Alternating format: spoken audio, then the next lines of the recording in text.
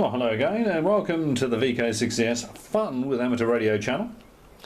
As you know, I've been mucking around with my power supply for the last few days, or even the last week, and I was thinking that, you know, maybe I might be asking a lot to get my full legal 400 watts PEP with a paltry 2,800 volt power supply. So I thought, well, I'll up the ante a bit. So here's the meter on the front of the new power supply there. As you can see, it reads up to 125,000 volts. I thought, well, that might give me my my 400 watts PEP without struggling too much at all. What are you talking about, CS? Have you lost the plot? You have to be kidding! And yes, of course I am.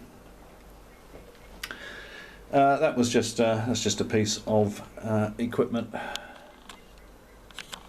that may come in handy for parts. Okay, right, now I have bought a couple of bits and pieces today, but first of all I just want to show you something. Let's pan around again as usual.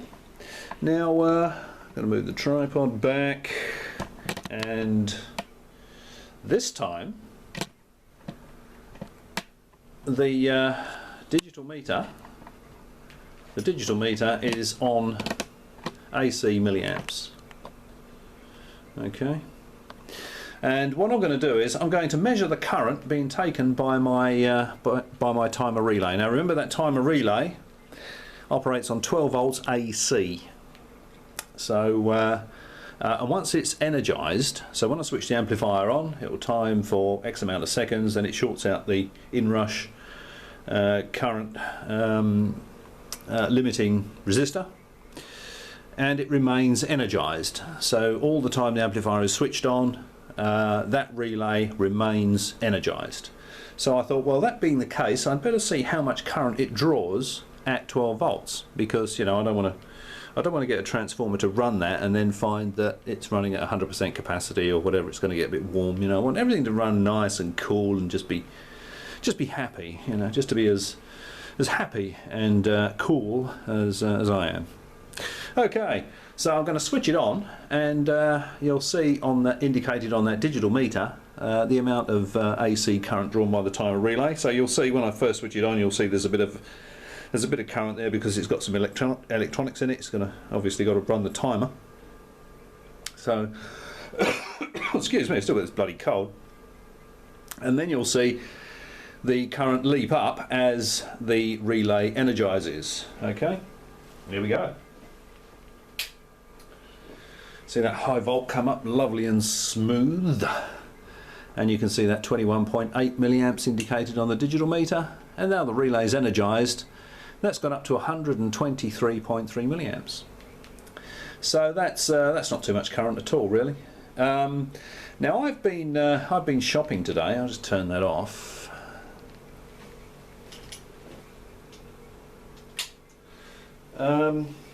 Actually, first of all, I think I'll just show you what current I was measuring there. Well, that's discharging. Put that back over there. Pan out a bit. Okay, there we go. Can't get the tripod in a position where I can actually sort of get in sort of position I want to be in without knocking the thing over. Okay, so that current I was measuring there, I remember yesterday I showed you the AC comes in,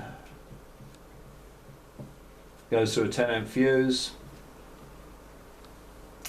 it then goes through an inrush current limiting resistor, which was 100 ohm, 2 kilowatt pulse.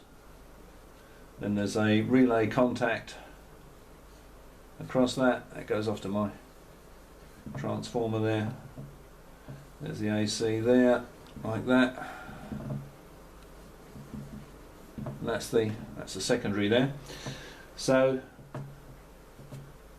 got a transformer here like this, which is providing the 12 volts into my timer relay. That contacts in the timer relay, remember, and my 12 volts goes into the timer relay, and that's where that meter was. So when I first turned it on, it draws about 22 milliamps, I think it was, just to run the little electronic timer circuit in here. And then when the relay in here energizes, it goes up to, what was it, 125, I think 126 milliamps, something like that. So today, while I was out and about, I popped into one of the local electronic shops, electronic stores, and picked up a couple of bits and pieces. I picked up a little transformer to run this. Now, because this thing's on all the time, the amplifier's on, I want it to run nice and cool. So I just picked up a little transformer. This one here, it's 6.30, 6.3 at 500 milliamps. So that's going to give me that'll give me 12.6 volts AC at, what did I say that was? 500 milliamps, okay? So that's 3 and a bit times the amount of current I need to run that timer relay. And that's all this transformer is going to be running.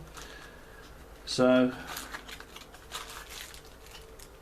this will sit there and run 24 hours a day forever, supplying 125 milliamps into the little timer relay. It's a nice small transformer. I might even mount that on top of the big transformer, continuing with my modular theme. But what if a HT transformer fails, CS?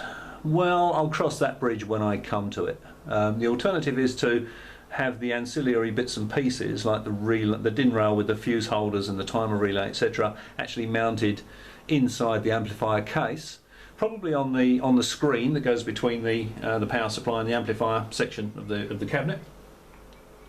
But for now, I'll mount it on the transformer. If the transformer ever fails, I don't expect it to. That certainly looks chunky enough that it's not going to. I think that'll be fine for years. If it does fail, chances of me getting one with the same dimensions is pretty remote. So it'll probably be a toroidal transformer. But yeah, I'll cross that bridge when and if I have to.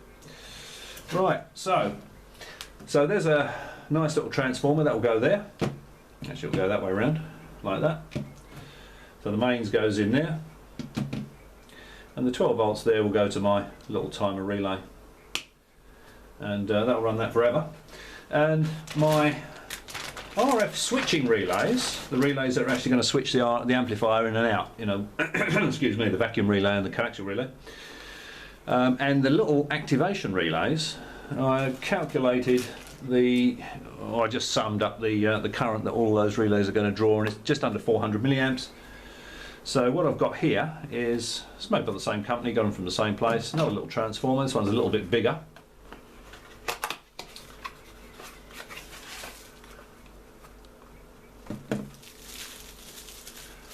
This one's got a few taps on it, I think. I hope. If they gave me the right one, it has anyway. There we go. That's another one again. That's a nice small size. You can see by the size of my hand. And I was going to say, I thought there was more than 3 taps on the output. So I've got 0, 6.3, 7.5, 15, 12.5, 9.5 and 8.5. And this is rated. I'm shaking here a bit because I'm in a really weird position and I'm sort of on one foot, sort of bent round the tripod. It's not that I'm very close to having a nervous breakdown, although you could easily be forgiven for thinking that. Okay. Now this is rated at 1 amp. So this one here, I don't know if you can see that. hold the box here. You can see that. Will it focus on it? So you've got 0, 6.3, 7.5, 8.5, 9.5, 12 and 15. And that is 1 amp. Okay, this is 1 amp maximum. I'm going to be pulling under 400 milliamps out of it. So I would think that should run, out of focus now. That should run my relays, my 12 volt switching relays, no problem at all day and all night forever. I would think if they're drawing under 400 milliamps, that transformer should certainly do the job. When I run it up, I'll just see how warm it gets. But remember that the relays are going to be DC. So the relays are going to be DC, so I'll probably use the 9.5 volt tapping. They've got 9.5 times 1.414 equals, yeah. So if I use the it's the 9.5 volt tapping, I'll give you 13.5 volts. So if I use the 8, I didn't realise there was an 8.5 on there. So let's say 8.5 times 1.414 equals 12.019. There we go. So if I use that 8.5 volt tapping on that transformer, there's a little bridge on there and a smoothing capacitor, that will give me 12.019 volts. So that's the tapping I'll use to provide the 12 volt DC supply for my switching relays. So there we go. Just another step closer. That's two more of the parts required, and just a little experiment I needed to do, just a little test I needed to do just to make sure that my timer relay wasn't going to draw too much current, and sort out what sort of transformer I needed for that. So I think both of those transformers will do the jobs that I have in mind for them forever and a day. Okay, was there something else? No, I don't think there was. Alright, well I think that'll do for this one. As always, thanks for watching, hope you found it interesting, and I'll catch you next time.